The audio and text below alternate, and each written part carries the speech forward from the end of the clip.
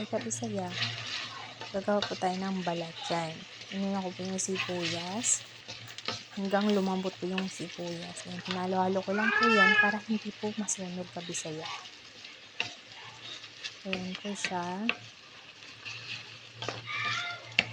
At naghihiwa na rin po ako ng bawang yan.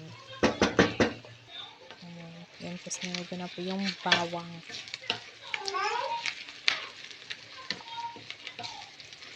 At nagbi-blend na rin ako, kabisaya, ng chili.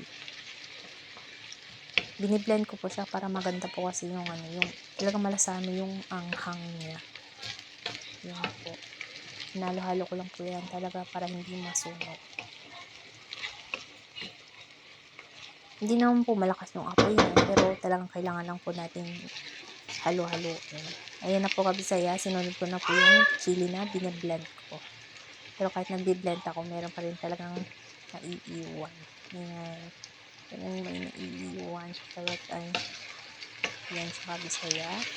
Ayan, halo-halo lang po para hindi talaga siya masunog. Ayan. Yung balat yan po pala sa Pinang is bagoong, kabisaya. Ayan. Yung sa atin kasi, fresh po yung sa atin. Dito po kasi naka-cubes po yan. Ayan. Yan po yan, kabisaya. Ayan. Dinuro-duro ko po yan para talagang mabilis po siya lumambot. Ayan. Halo-halo ko lang po. Ayan. Tapos maya-maya po, lalagyan po siya para mga 5 minutes, lalagyan po natin siya ng vinegar para yung amoy niya hindi masyadong mabaho. Alam niyo naman po yung pagkong mabaho at saka yung maalat.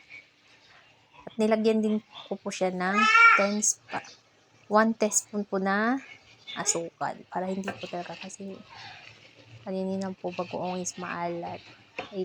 Yan po ay paborito po ng amo ko lalaki. Sabi niya masarap daw yung may amoy. Ay, charot to.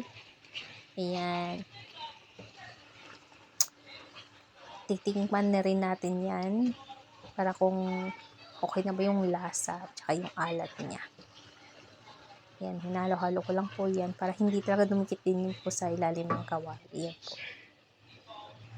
Yan, titikman natin. Yan. Thank you po.